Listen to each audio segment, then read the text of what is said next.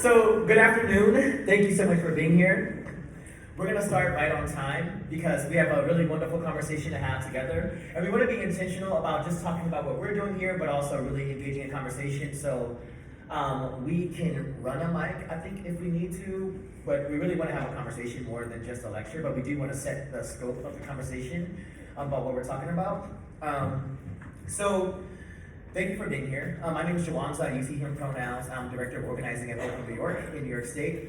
Vocal New York is a statewide grassroots membership organization building power to end AIDS, homelessness, mass incarceration, the drug war and its consequences, the overdose crisis and the hepatitis C epidemic in the United States, while trying to build an economy and a democratic process that happens in the state of New York that actually centers and is meaningful to the people that we organize. And we organize and do our work primarily through organizing 4 issue-based unions. And just like a worker union where you got a set of people coming together around a shared interest as pay, workplace conditions, etc., coming together politically to organize around shared goals. We organize a similar thing with these issue-based unions where, like our homelessness union, it's a group of politically actively homeless people or people that have experienced homelessness or housing insecurity working together to respond to the structural phenomena, the socio-political phenomena of the homelessness crisis by building political power through Vocal New York, a bigger shared project. And also, I think the union that's most important to name here is our drug users union, which is a group of politically active and former drug users who are working to end the drug war and have many different vantage points in how they understand their work, direct experience, but also the professional experience, which we'll talk more about tonight. But today, what we're trying to talk about, and here I want to set the agenda for what we're doing here. One, I must absolutely disclaim. Well, one, before even that, it's a really big deal. It's a monumental moment. It is the work of hundreds and thousands of people even, and many years of work that has led to the first sanctioned above ground overdose prevention center actively operating right now in New York City.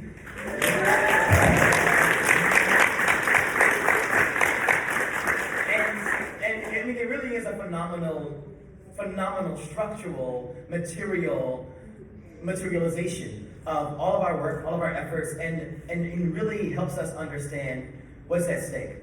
And I just wanted to make sure that we are able to disclaim here in this conversation that what we are prepared to talk about is about how community organizing and campaigning on the statewide level was a part of the work that led to the sanctioning of these overdose prevention centers in New York City, but also the work that we're doing. Not to suggest, though, that somehow one group or one method was what led to the success that we have right now. Many people in many different ways and many different tactics have led to where we are. And what we're just focusing on is just how we've used community organizing to advance that narrative, that campaign. So the timeline that we'll go through is about that.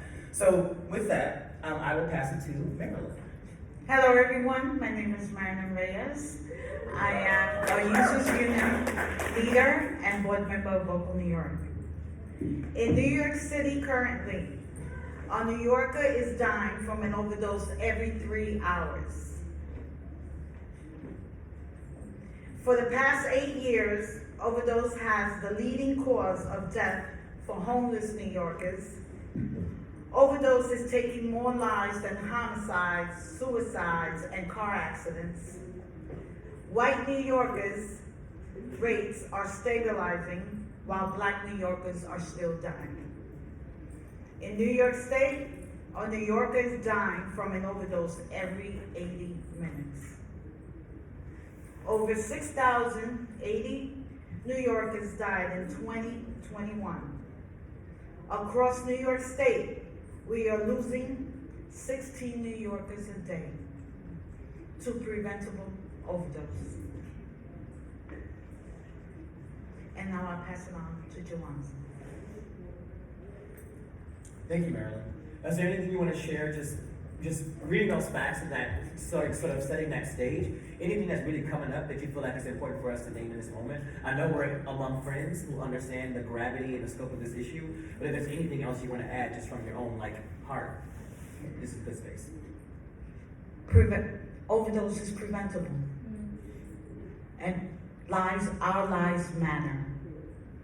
And we've been fighting this fight for so long, and as we're fighting, even though we have 2 OPCs, our people are continuously dying.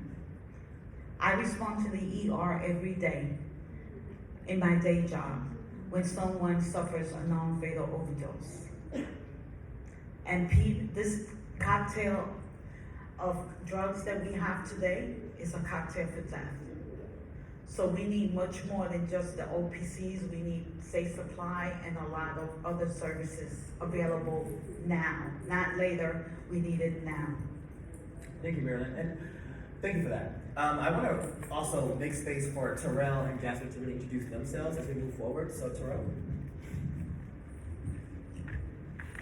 Good afternoon, everyone. My name is Terrell Jones, Senior Vocal Leader for the Youth Union. I'm also the Advocacy and Community Engagement Manager for On Point NYC, the first sanctioned OPC in the state. And I don't think people know how I feel to be an individual who 7 years ago started advocating for this and to have the opportunity to work there, to see everything that we wanted come to fruition, the lives we're saving, the money we're saving in the state and the city, but also saving lives in my community. Thank you, Terrell. I mean, and it really is phenomenal. Thank you for your contributions to that work.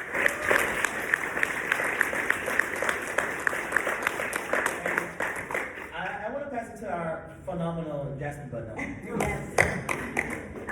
Hey everyone, my name is Jasmine Budnella. I'm the Director of Drug Policy at Puerto, New York. I use she, her pronouns.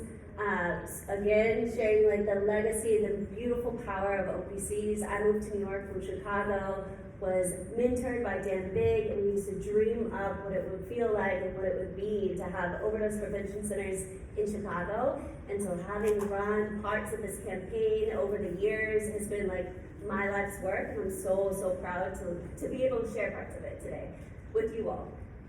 So I wanted to pull in a bit of the politics, because as we all know, community organizing is overlaid by politics often, and we have to look at the political landscape as we move forward, right? And often we can use inflection points to really amp up or put pressure on our targets so that we can win. So I wanted to kind of lay that out before we lay out the timeline of how we got to OPCs. So and this is very like New York heavy, obviously, because we're talking about New York. But in 2011, the Independent Democratic Conference formed in New York State Senate. So that was eight Democrats caucused with the Republicans, and so they drove away from the Democrats. So we could not move anything in Albany, any legislation, because we were constantly being blocked, right? Because they're caucusing with the Republicans. In 2018, the IDC is defeated, which was incredible, and the New York State Dems won supermajority in the Senate. A lot of those wins came from upstate New York, and so if you know about New York landscape, downstate, progressive, upstate, right, we can really think about what that looks like for our whole entire nation.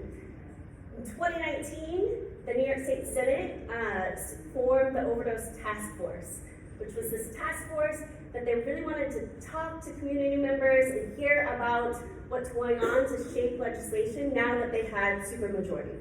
In 2020, the New York Senate won supermajority. Sorry, I gave that one away. And Cuomo, during the pandemic, Cuomo was our governor. Many of you have probably heard about him over a while. Governor Cuomo, during the pandemic, stopped funding syringe service programs, and so manufactured a syringe crisis, right? We ran out of syringes. And during a moment, as we all remember what the pandemic felt like, it was horrific. People were sharing and reusing, people couldn't find syringes, and so of course, what we all know is we saw hepatitis C increase and HIV clusters throughout the state, and as we all know, across the whole US, similarly in New York, overdoses were surging.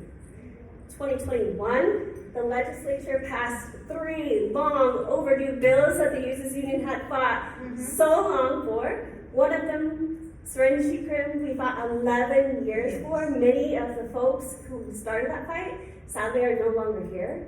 We won a bill to get meth in prisons and jails across all three forms, methadone and buprenorphine, in all New York State prisons and jails. And then we also won a bill to remove prior authorization for medication-assisted treatment for people who are enrolled in Medicaid, which was a bill that Cuomo had vetoed. We fought and won again. Then 2021, historically, amazingly, Cuomo resigned.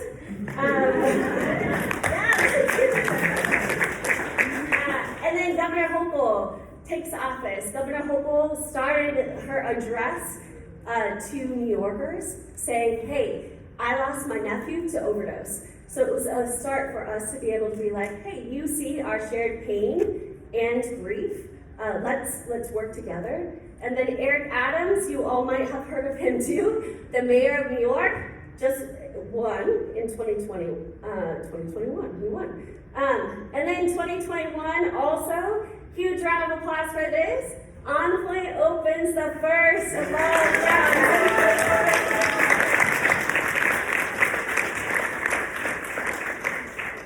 Shortly after they opened November 30th.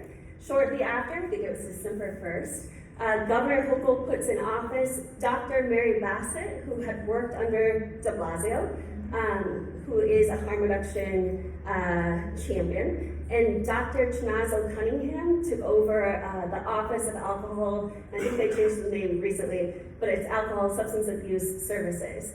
Dr. Cunningham, and Terrell can talk about this once we get there, was really instrumental. She was in New York City, was really instrumental in helping open the overdose prevention centers. So now, I just wanted to lay that politics as we look at the fight for OPCs, and I will start with 2015 SIFNIC campaign launches. 600 people came together for a town hall in this beautiful church to launch SIFNIC, which back then, right, we were all calling them safe rejected facilities, and you could see the timeline and even language move forward. And I'm going to pass it over to Terrell to really talk about how we got here.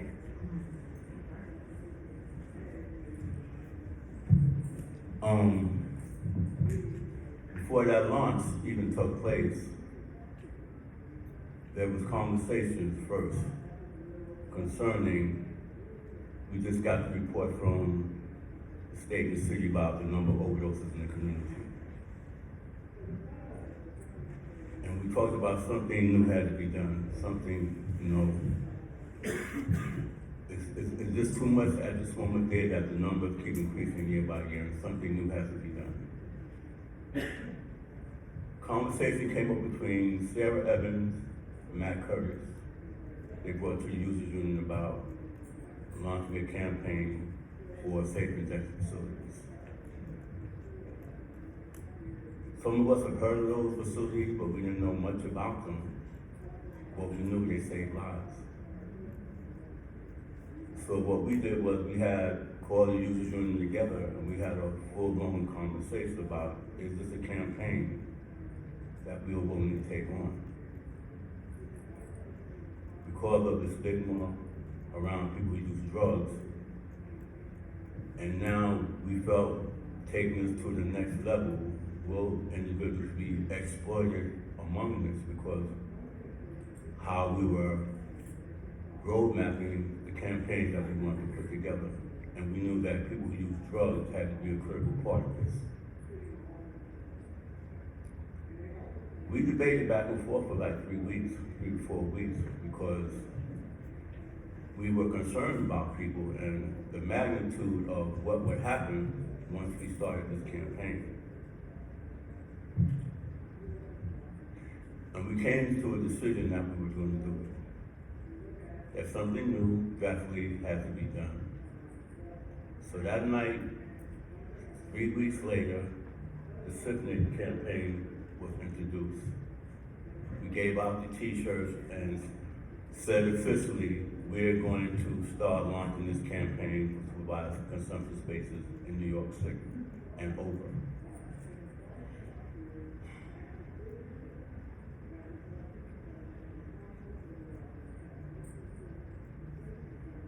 I'm going through emotion right now because some of my friends and loved ones who was there at the beginning is no longer here. That's Elizabeth Owens, Bobby Talbert, Byron Eden, and Elizabeth Fernandez.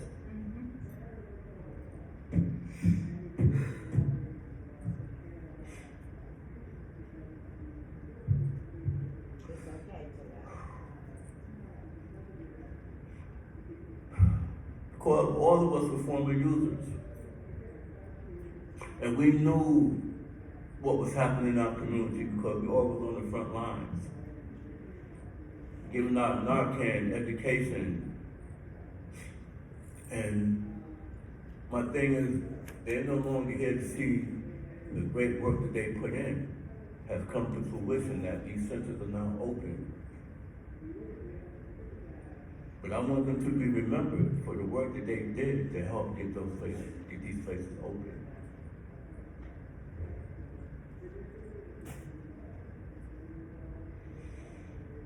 We then started to formalize what class strategies we weren't going to use, you know what I'm saying?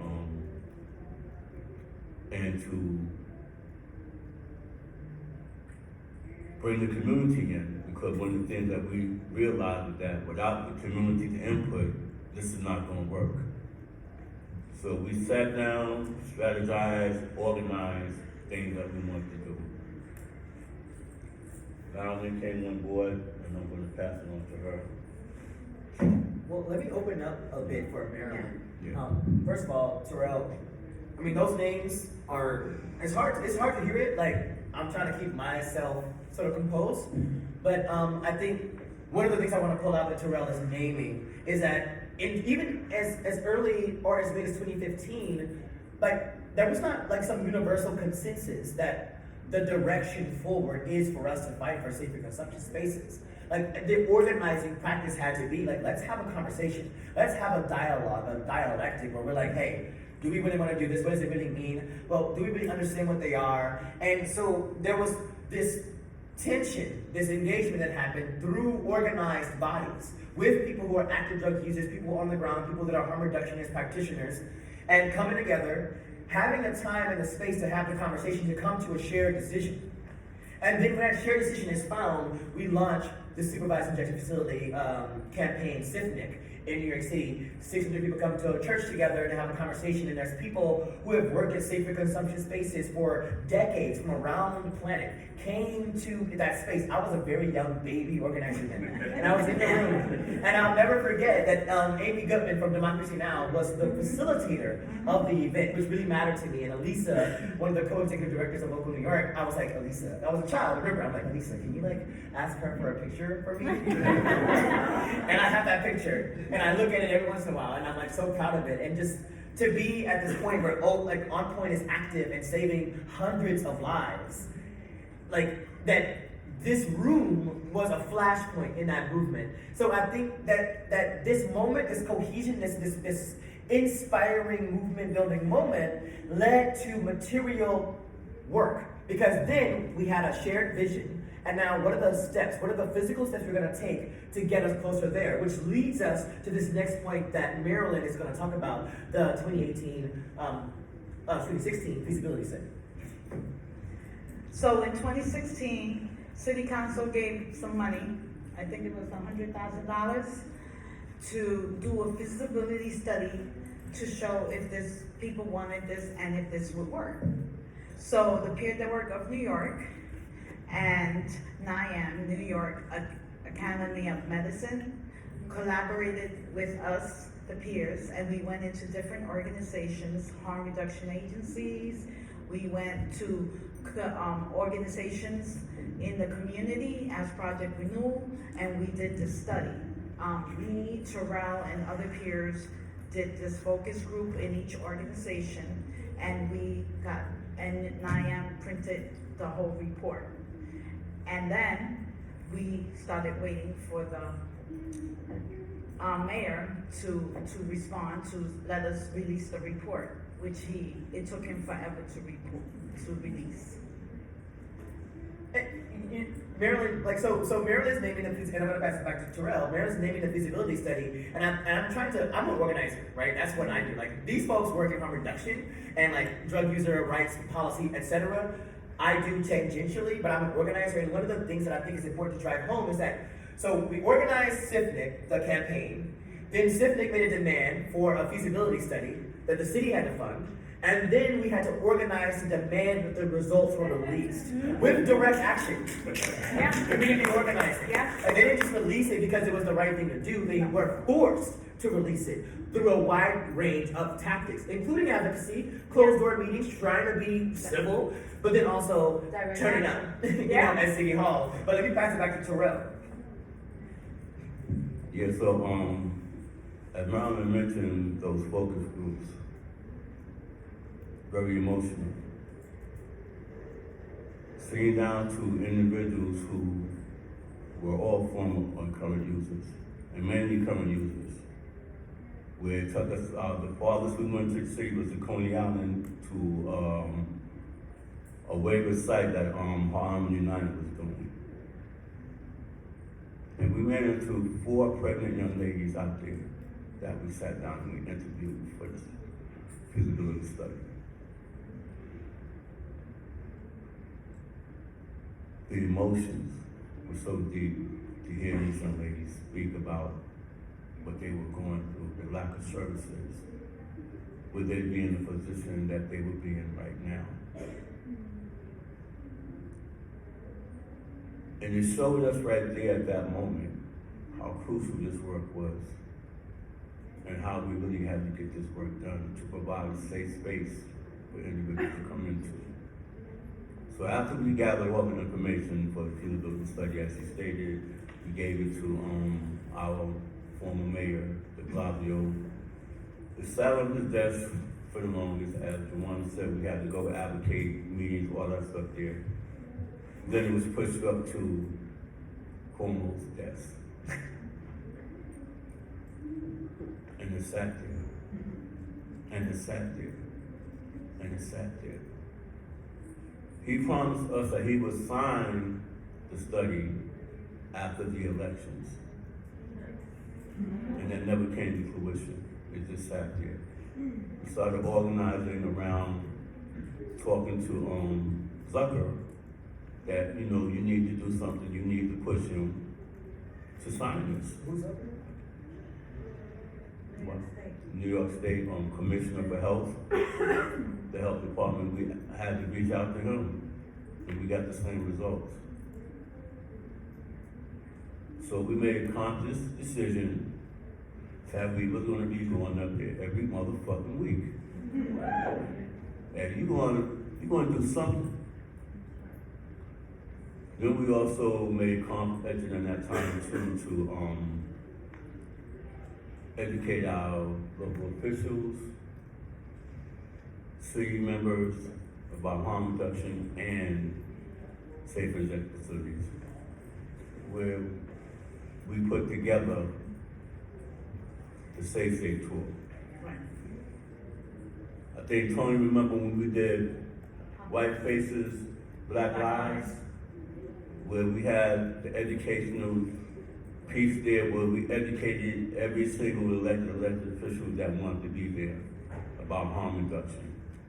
But not only educate them in that room, we took them to a harm reduction agency to let them see the work firsthand that's being done in the community.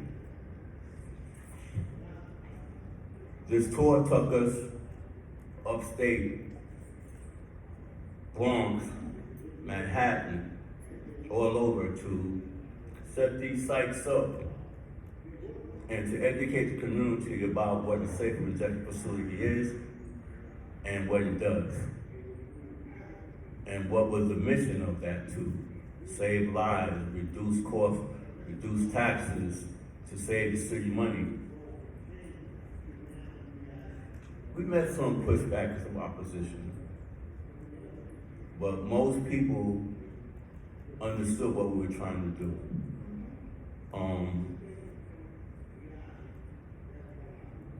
Some of our elected officials was an issue. and I hate to say this, and I think people know, the Democrats.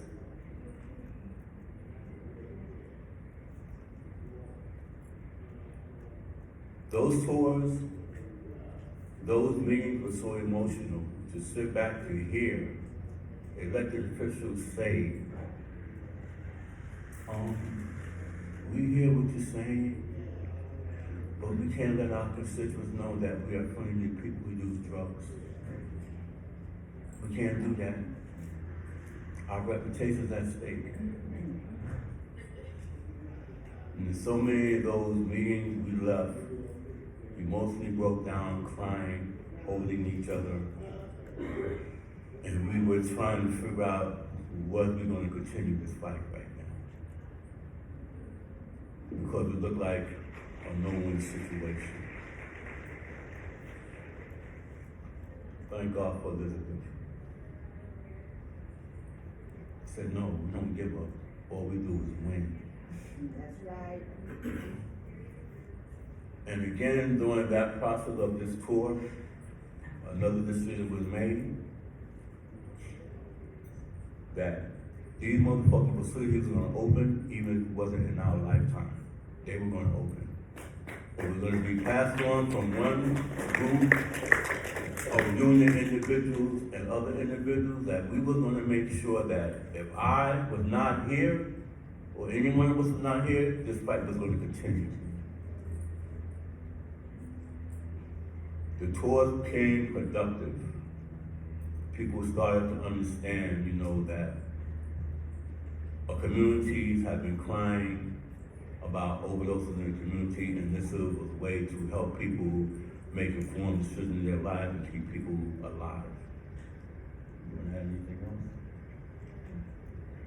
Well, I think the next slide. So, the Safe Shape Tour ultimately created the sort of context and the situation where so many relationships were built. So, like, as the Youth Union traveled across the state of New York, which, remember, New York State is really big.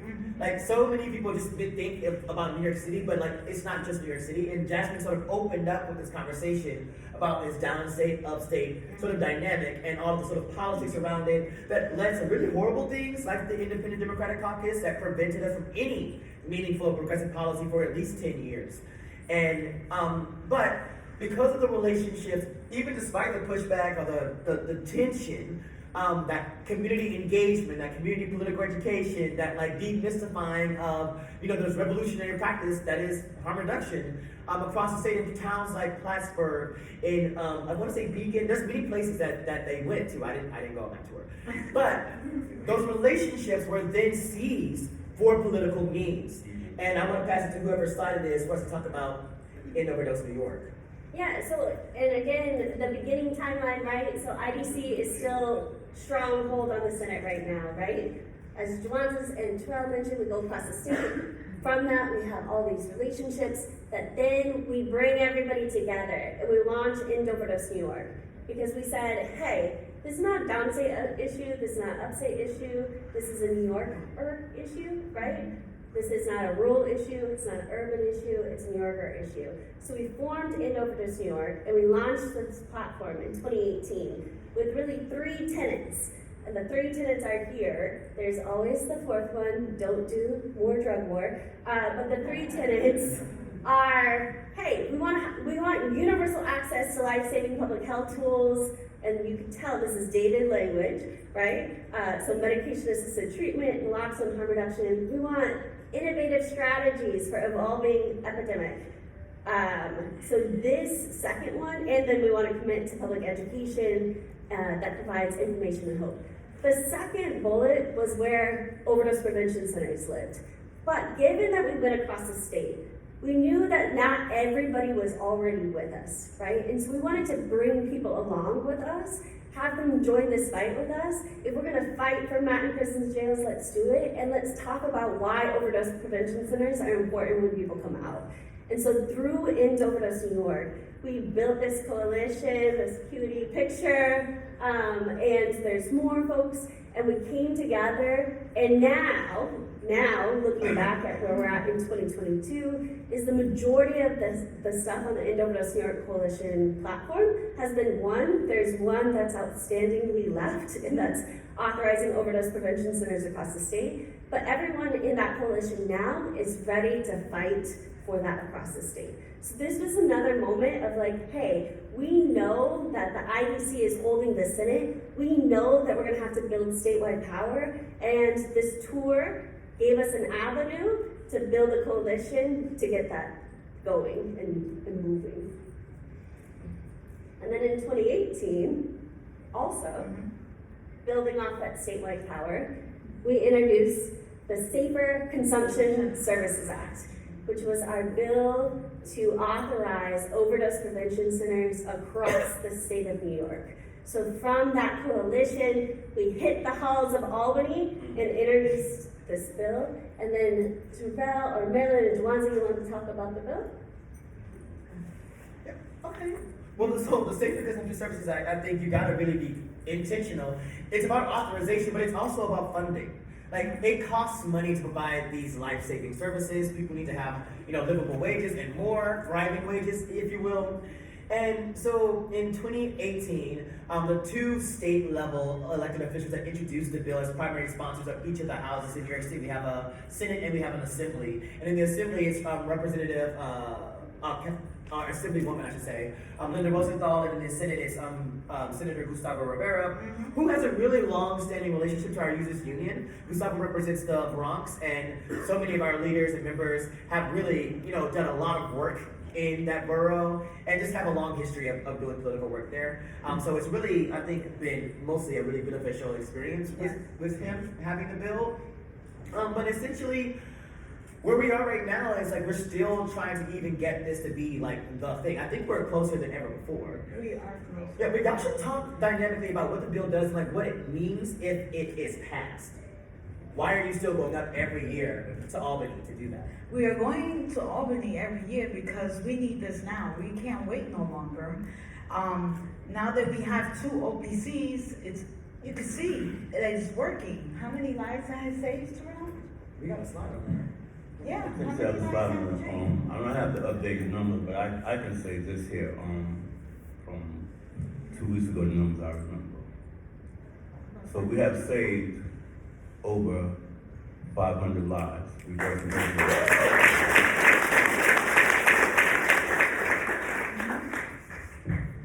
in 9 of those cases, we used naloxone, only in 9. We reverse a lot of overdoses through agitation and oxygen. And in the time that we use naloxone, we use microdosing. Individuals didn't get the full effect of the naloxone because we didn't give them the whole thing. We gave them the millimeters. And the reason why we did that because we didn't want individuals to go through withdrawals when they came through. On a total good day, the 241 individual usage in the OPC in one day, 241 individuals. And don't die. Over 3,000 individual utilizations since we opened in both agencies. The decrease in syringe litter, the decrease in public drug use. Now I want to give people straight and understand this because we have to keep things real with the community. Not everyone's going to come in and use those facilities, but you're going to have enough individuals to come in there. You know what I'm saying?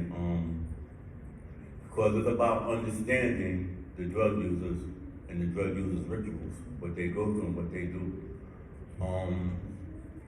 The issue now, because it's a safe consumption space, we allow individuals to come in and use any drugs that they want. And I mean any drug that they want. Crystal meth, crack, anything. And the fact is that we do have a smoking room, 2 of them. But again, in East Harlem, South Bronx, the issue with us is an issue that's not being addressed, that should be addressed. And that's use of crack cocaine. We've seen a high increase in people smoking crack cocaine. But again, the number of individuals that come in has increased. Our services have increased. Our groups have increased, you know what I'm saying? And the thing about it, when people come in and say, yo, we finally come into a place where we're respected. They get a little bit of love, a little bit of compassion, understanding. You know what I'm saying? It's a place they feel comfortable coming in. Don't think that when we first opened our center, people was lined up to come up in there. It didn't happen like that. It didn't. We had to show people what we talk about and what we preach. We had to show them that. We had to show the love, the compassion, the understanding. You know what I'm saying? The non-judgmental. You know what I'm saying? Bringing people in. Listen here. We have showers. We have hot meals. You can change your clothes. You can wash your clothes. You can get on that road and you can start feeling good about yourself again. Was it my word that made people come? No, but the word of individuals that used our facility, they went out and told their friends about it. And that's how we got to the point where we are today. And then Terrell, your point around all the beautiful things that are happening at On Point and the Bronx, right? If the South Bronx was its own state, the second in the nation highest overdoses, is the Safe Consumption Services Act is so critical of bringing the beauty of what's happening at On Point across the whole entire state, right? And that's what we need. We need these centers strategically located in high impact areas. Because one of the things too is that the individuals from the Bronx are not going to travel to East Harlem or Watson Heights to use safe consumption space. We know that. And we deal with it every day when we're in East Harlem on 116th Street and our center is on 126th Street. And people down there are complaining about the open drug use out there and why people are not coming up there. Because I said, listen, a person copying one bag of heroin, he's not going to walk all the way up there to use. This individual copying a bag at 6 o'clock in the morning, he's sick. He's not going to walk all the way up there. He's going to get off of E and start to feel better. We've been afforded the ability to attend certain town hall meetings by elected officials, and we allow the community to say what they need to say about, open door drug use and things like that, and what can be done. So at the end, near the end, On Point always do a presentation and we talk about the services that we provide. And lo and behold, a lot of community members are saying, why don't they have these in their communities? And this is the reality of why we're pushing Safe Consumption Act. Because of all the data and stuff that we have, provided, we know they work. And because of the lack of funding that we're getting, because we can't get certain state funding, we have to get our money through private donations, we're really surviving. But the fact is that if we could get the city and state to fund us, there's a lot more work that we could do and be accomplished.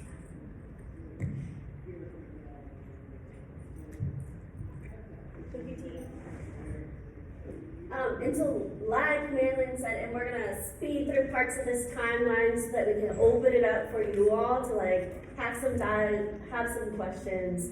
But as Marilyn said, and we talked about, right, that the peer network of New York Academy of Medicine were pressured, right, to do, the city council was pressured to give money to these guys to do the feasibility study.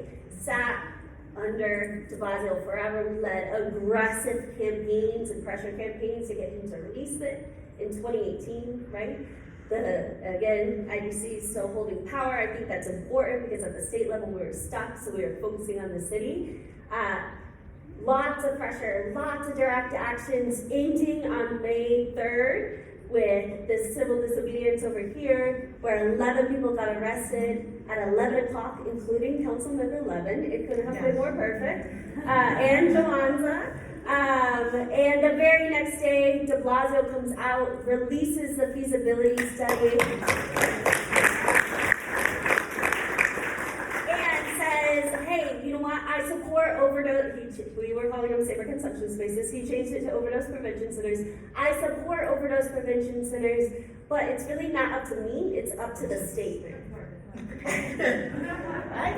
He passed the buck. Pass the buck. Pass the buck to Governor Cuomo. So Terrell mentioned this, Commissioner Zucker, right? There's this volleyball happening with City Hall and the Capitol. It's stuck.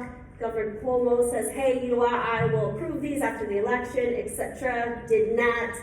So we led more aggressive actions. We even brought a pop-up OPC outside of his office in the middle of Midtown. Was one of the most hardest actions that we've ever organized, but beautiful. It was powerful. Continued the pressure. And then in 2019, right, the Senate changes. They do this beautiful overdose task force tour that every single stop, I think they did 8 stops, every single one, we had stacked the room. Everyone was talking about overdose prevention centers. We did press conferences before every single one. And then, right, we have the launch, which Terrell had mentioned here, of OPCs, on-points OPCs, successes, the Safer Consumption Services Act, as Marilyn had mentioned, for the first time in the history, this last session, we were able to organize and mobilize and do all this work that we have built years and years with these electeds across the whole entire state, and it moved out of the health committee for the first time ever. Obviously, it didn't get all the way over, but it got far. And then now, this is a poll that we did in April, for all New Yorkers, right? I was able to get free polling and all New Yorkers, if we look at across political parties, across the state of New York, OPCs are polling very well, right? And I wanted to show this because in 2018, the last time I was able to get a free poll, it was not polling very well. And so if you look at the years of all of this work that had been brought in, all the community members and people moving in the same direction, we have now a good poll to put pressure on even more elected officials. And then this lastly, and then we'll open it up, is this last International Overdose Awareness Day. We were able to do statewide actions simultaneously, almost simultaneously, a few hours off sometimes. One outside Governor Hochul's office, where at 7 or 11 people got arrested, including an assembly member. We had at the same time an action outside the the Capitol. In Albany and also in Rochester. So we continue our pushing on that statewide power, that this is our collective movement. And also similarly that day, there was Local Kentucky also did a beautiful action. So moving into the direction of keeping that for us to get overdose prevention centers across the state, even across the 5 boroughs. Yes. We need to continue to lean and lean into each other and really hold that power as a state. So we're gonna open it up. How much time do we have left? Okay. I don't know if I can run around with these mics, but I can try. Yeah, I thought you were going to be wireless. I can try. I don't know what time underneath this, so you have to put the mic down.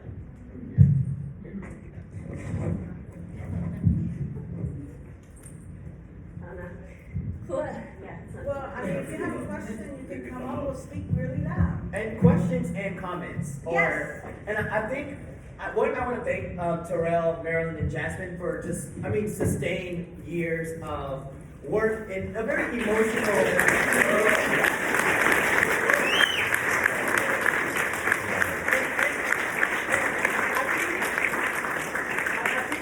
What is also important to note is that what we're trying to talk about, really, again, to bring us back to the center of where we began, is not just about all of the things that have led to the first sanctioned above ground OPC in the United States, but really about how does community organizing. And by organizing, I want to be crystal clear. When I say it, I'm saying it italicized.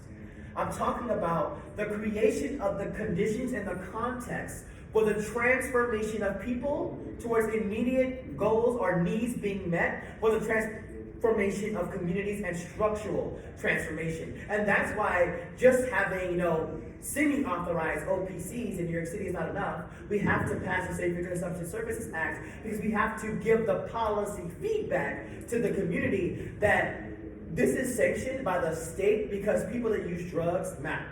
We need that to be a part of the cultural phenomenon. So we want to make sure that we're sharing our experience through Vocal, through Overdose New York, through the harm reduction movement from New York State's perspective, which is many organizations, as you know, and many kinds of people that are not even in organization. But I do think that organization is important. But that's another session in 2 hours you can come to. But yeah, I just want to make sure that we can talk about there's a lot of data in these people, so I just really want you to ask questions and also contribute to how we should be thinking about what's next in our fight. So we want to open it for real. That's all. So before we open, I want 2 individuals in here to stand. They know who they are. Please stand. Come on. know, but I have a Please stand up, please. Stand up. These are 2 individuals that come to our facility and they volunteer their time.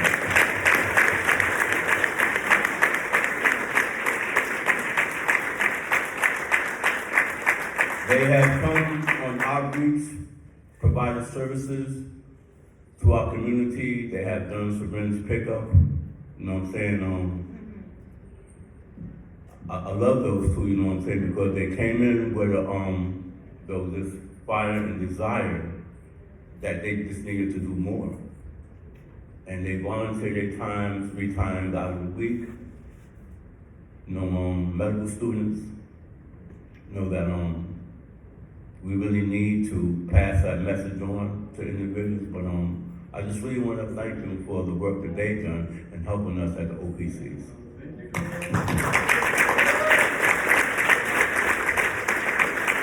Questions, answers, comments? Yes, Sophia.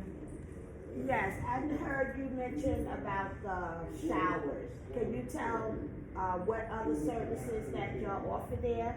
And also, the audience here, how can they contribute in their state if they're not part of New York? Right, so we provide mental health services, case management services, specialized groups around HIV, hepatitis C, safer injection groups. We have showers. We have 3 hot meals a day. We open at 6 a.m. in the morning. We give out clothing. And we also have a drop-in center where individuals can come in, watch TV, relax, go to sleep. We're also in the process of hiring more staff because we just opened, we just fully equipped our respite room where individuals can come in, tired off the street, they have a safe place to sleep. We also have a list of therapy, Reiki, air prep, the whole thing, chiropractor, you know what I'm saying, and the case management services. So we have a variety of services that we have there that are free. Again, our issue is that we're trying to open 7 days a week, which at this moment we can't do because of funding courses that, you know what I'm saying, that private donations is the thing that's keeping us open. We need state and city funding to help us move on. Thank you. Hi, my name is Courtney. I do organizing work with the recovery and drug using community at Ames.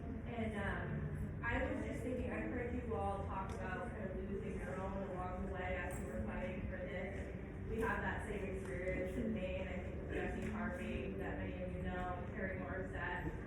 Last year while we were fighting for the extension of the Samaritan law, we lost Harry.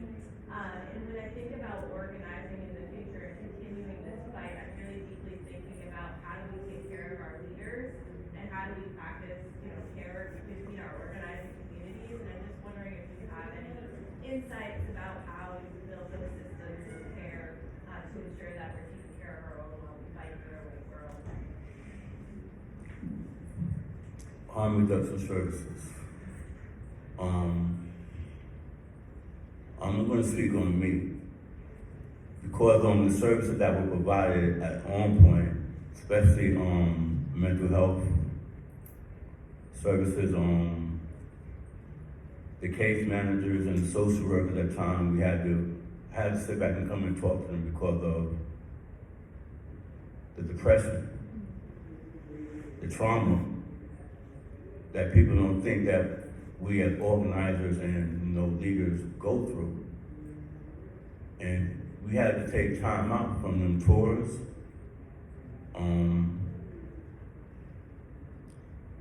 And we basically had to talk about what we're feeling. Because people don't know how emotional this campaign was. You know what I'm saying?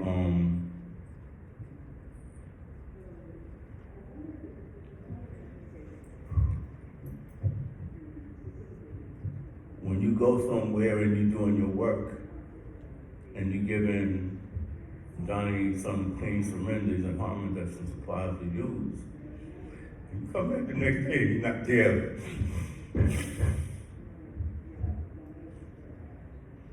The trauma that we deal with every day, going out into this work, we need to seek professional help in order for us to survive.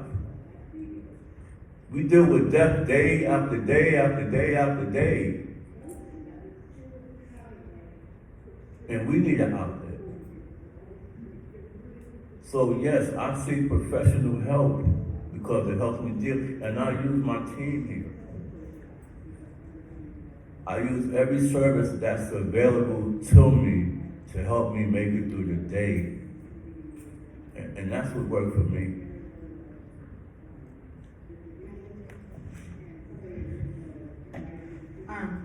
For me, I do a lot of holistic care because this job can take you out. Because it's traumatizing. And I dealt with a lot of trauma coming when I was doing drugs.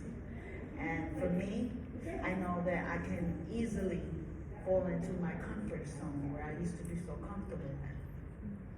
So I continue to take care of myself. Self-care is the most important thing. When you need a break, you need a break. You know? But we must continue this fight. Because all the governor has to do is sign the bill. And she's too worried about her election, but she ain't worried about our lives. So we must continue to fight. You know, it's all right for one of your staff members to say, I can't do it today. That has to be respected. You know what I'm saying? It's not the day I can do it. You gotta give them that mental health day. You know? Yeah, it's important. Because, you know, the peers are the heartbeat, right? The people that are in the front lines. And we know what it is. I just wanted to add, like, from the campaigning side, is similar to what TJ just said, is what we check in with the youth student leaders, and when they're like, hey, shit's too heavy right now, it's like, cool, we gotta build a strong bench where people can take breaks, and that's also for, on the campaigning side, right? And I think I talk a lot with, like, our team internally often of, like, we gotta build bigger harm reduction benches. Because, and I think that's where, like, in Overdose, New York, can be an inspiration, and we gotta continue to build that, because there are times where I'm, like, definitely needing some breaks too. And if we can't lean on each other to, like, build that gap, and we gotta make sure that we have people can take breaks, and I think that's where, and this is probably a way different conversation for a panel that we all should have one day, is how we can build stronger benches in this movement, because I too am tired of seeing, like, our best friends die who are in this work, and because of lots of trauma and pressure and stress. So, all of that to say, let's organize a panel for the TPA conference. Right? Should we go here, and then there was another person back here? That's okay, pass on. Okay, back here.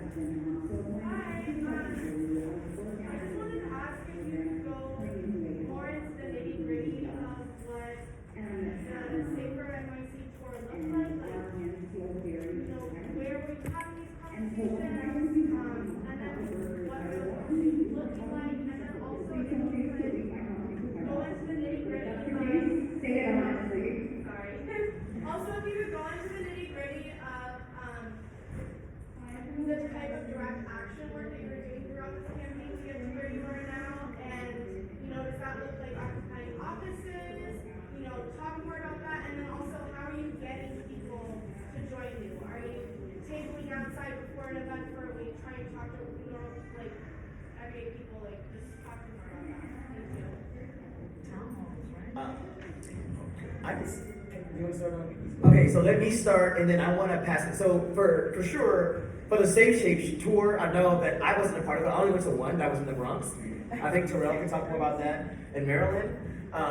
But number one, the direct action piece, there's so many questions in that. So we organized a drug users union, and that drug users union has sort of basically two bodies that comprise it. There's the general membership, and that's people that are directly impacted. We've been outside of methadone clinics, outside of syringe service programs, or through relationships with wherever we meet people that use drugs who want to get involved politically. And community organizers go out to those spaces and try to talk to people about joining an organization to respond politically to, overdose crisis in particular right now. So the people that we call out, we don't table outside of City Hall, for instance. And in New York City, the City Hall, the building where the decisions are being made, is located in a hyper-tourist area because the Brooklyn Bridge is right there. It's like all the courts. It's a really exciting area, so you wouldn't really want to table. We don't do that. That's not how we do our work. We call people to these places, mostly. That doesn't mean that we couldn't base build out there, but that's not what we do. And so the kind of direct actions that we did, they are always connected, not just let's just be as provocative as we want to be, but it's connected to a series or a sort of pattern of escalation. Where are we in conversations? Are we facing these massive barriers that we have to get beyond? For instance, when we talked about the culmination of that fight for the feasibility studies results to be released, there were a series of direct actions for weeks that led up to us getting arrested, the 11 of us doing that direct action when we blocked a major street in Midtown Manhattan, which is a no-no, especially down there. We didn't just start there though. We were also having big press conferences on the steps of City Hall for weeks at a time, and slowly ratcheting up, getting more and more people, more and more aggressive in our language as we went on. And then finally, I remember before that big civil disobedience when we got arrested, there was one direct action where we were doing the release the results sort of direct action. And we basically tried to get arrested. We blocked the doors to City Hall. But they refused to arrest us because they know it's not a good look. You're telling the advocates who are trying to end the overdose crisis, where it's really bad, that this study that the city funded that talks about the feasibility, what is the possibility of us having overdose prevention centers active in New York City, what would that really mean? Because we knew those results would be positive. And so basically, they got pretty aggressive with us too, though. So basically, we occupied, to your point, not a particular office, but we occupied City Hall to a certain degree. Whose office was that we were trying to block in front of? The mayor's. The mayor's office. And, but we do a lot of that, taking over offices, etc. But I think I should talk about Safe Shape and other things that are coming to mind about direct action, because I think it's so, so important. But to get to the nitty-gritty of the conversations that we had while we were out there was, before we we went on the tour, we looked at where we were going. What we did was we did outreach to let the community know that these sites were going to be popping up and where they were going to be and the location and the time. Then once the individuals got there, we proposed a question to them. When you think about drug use and how do you feel we should address it? And we heard what people were saying. Then we gave them the data about safe injection facilities, but how much it would save their county, their city, how much money on bringing people in for services. We described those services. We showed them data from all the other overdose prevention centers around, up in Canada, Sweden, all the ones that we could get. We had that information there for people to show them. And this is slowly how we built this coalition, because this coalition just wasn't built on overnight and by organizations. It was also built by mothers, fathers, sisters, and brothers who lost individuals to a overdose, you know what I'm saying, unfair overdose. But the conversation at time were intense because we also ran into people who didn't want these centers. And you know what we did? We told them we respect their decision. But also too, you have to respect ours too. That we're talking about saving people's lives. And you may have your issue or whatever with people who use drugs, but they got kids, they got family members, they're human beings, and they need just the same thing that you need. They just may need a little help right now, you know what I'm saying? And we can't forget them because they're part of your community. And people opened up slowly, you know what I'm saying? And again, as Jasmine stated, that's how we grow this broad coalition, you know what I'm saying? I think we, go ahead, Jasmine. Somebody else has a question, if we have time. Let's do one more question, and I think we should wrap, because I know if people have other things that they have to go to, and then, but we're here until Sunday, so like, if you have questions, definitely reach out to these folks, and we can have a conversation, but let's get that last question.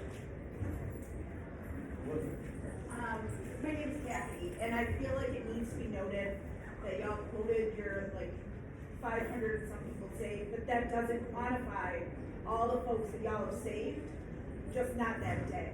Because they had a place to go and they felt loved and cared about, and that matters long term. And as a daughter doesn't have their dad because there wasn't this, y'all need to keep that in your heart.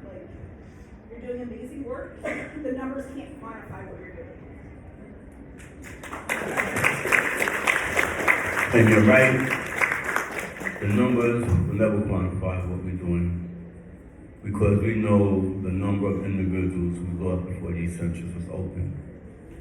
The only thing that we hope that we can do is decrease those numbers, to keep those loved ones alive so you can hug them, you can kiss them, you can say good morning to them in the morning, and I know your feeling. That's what we're here to do today. And I appreciate that question.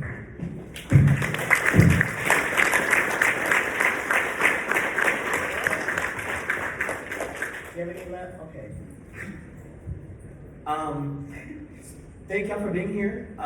Thanks for having this conversation with us. Always feel free to reach out. We're really accessible vocal. You can follow our organization on Twitter. It's just @vocal, VOCAL, in New York, spelled out. And we're also on Instagram, though less are active there, but Twitter, you can pretty much see what we're up to. There's lots of opportunities. So, thank you, and may we all go forth and do the work that we need to do to make the kind of world that we all deserve to live in. And I hope that you have a really wonderful and revolutionary conference experience, because that's what we need right now in the 21st century.